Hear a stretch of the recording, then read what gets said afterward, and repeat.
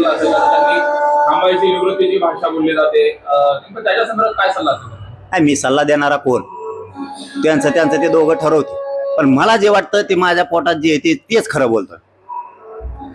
गोपीनाथ मुंडे साहेबाचा वारसा चालवण्याची हिंमत त्यांच्याकडे आहे आणि त्या गोरगरीब जातीला ऊस तोडण्यापासून त्यांनी बाहेर काढलेलं आहे. म्हणजे खूप गरिबीतली जात त्यांनी वर आणलेली. जर ती जात त्यांनी माघार घेतली आणि याच्या का हातात गेली ती जात पुरी जेलात घालेली.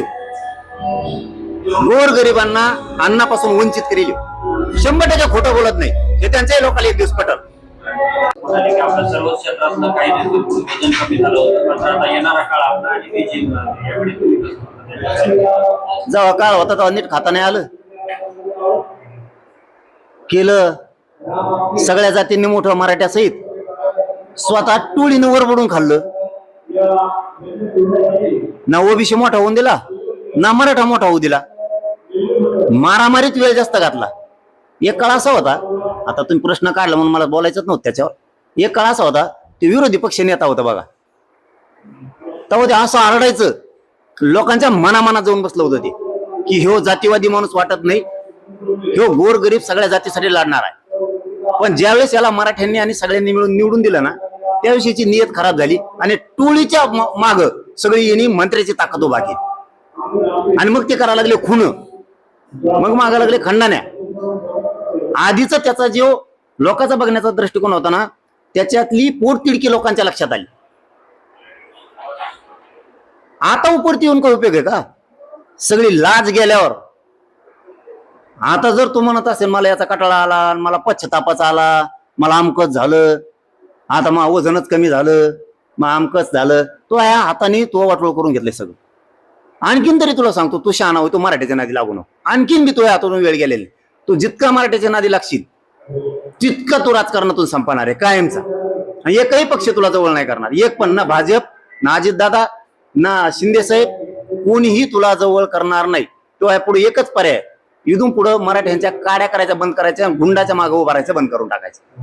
ते म्हणाले येणारा काळ आपला आहे, यावरून आता पुन्हा मंत्रिपद मिळण्याची चर्चा सुरू आहे. मध्ये जायचा काळ आहे आता. आता नुसतं काळेच असलं तुला सांगितलं ना, तुला पूर्ण बदलावं लागणार आहे. तू जे टोळीला साथ देतो ना, चूक करणाऱ्याला तो स्वतः गुतवला पाहिजे. खंडणी मागणारा खून करणाऱ्याला तो सगळ्यांना तो स्वतः गुतवला पाहिजे. तो पाठराखण नाही केली पाहिजे. तू मराठ्यांनी मोठं केलंय तुला, तो काळ तू आठवून बघ. तुला ज्यावेळेस कोणी साथ देत नव्हतं त्यावेळेस मराठ्यांनी साथ दिली तुला.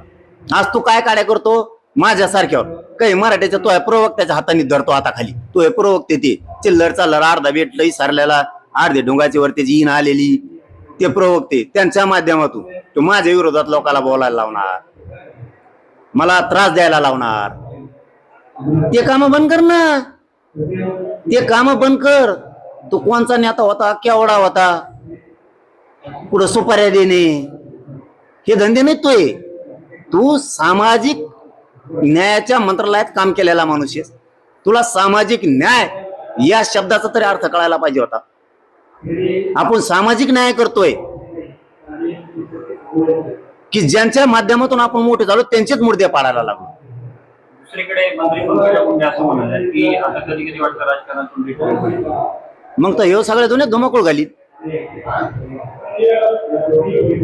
वारसाच मोडा. मग त्यांनी आधी दिलेला त्रास ध्यानात ठेवा. मी हमेशा मीडियात सांगतो ते कमीत कमी फक्त अहंकारी, याच्यासारखी खालच्या दर्जाची नाही. सगळा समाज मोडून टाकीन त्यांचा. त्याने जर कटाळा आला म्हणून जर बाजूला गेलं ना सगळा समाज मोडून टाकी. सगळ्या टोळ्या होत्या, अख्ख्या टोळ्या. नुसत्या मारामारी आणि इथून पुढे मारामारी मराठ्या संघ करायची नाही हे ध्यानात ठुई. इथं पाठ्य मी आहे, तुला सुद्धा मध्ये घालीन, सोडणार नाही. आता 2दा-3दा वाचलेलं तुला. तू मस्साजोगच्या प्रकरणात वाचलेला आहे, आमच्याच लोकांनी वाचलेलं आहे तुला. तू 100% त्याच्यात आहे. तू ते विसरू नको. आणि माझ्या सुद्धा घातपाताच्या तुझे नागपूरला बसला ना अजितदादाला घेऊन, फडणवीस साहेबाला, त्या रश्मिताई शुक्लाला त्या दिवशी तुला वाचिलेला आहे, ध्यानात ठेवतो. तू त्या माझ्या घातपाताच्या प्रकरणात सुद्धा आहे आणि फडणवीस साहेबाजवळ पुरा डाटा येतो. कधीही बाहेर तो निघू शकतो, कधीही पण. तू त्याची काळजी करू नको. मी हे लय जबाबदारीने बोलतोय, कारण शेवटी फोनवर तो बोललेला आहे. त्या दिवशी रात्री 11-12 वाजता त्या आरोपीशी तो बोललाय. त्यामुळे शिडी आरतोय हाईत. तू त्या घातपाताच्या प्रकरणात 100% तो या लक्षात आला. आता आपण 100% मध्ये जाणार आहेत. म्हणून तो अजितदादाला त्यांना गळ घालून फडणवीस साहेबांना सगळ्यांना मिळून तू नागपूरच्या अधिवेशनाच्या टायमाला त्या प्रकरणातून तुला त्यांनी बाहेर काढलेलं आहे.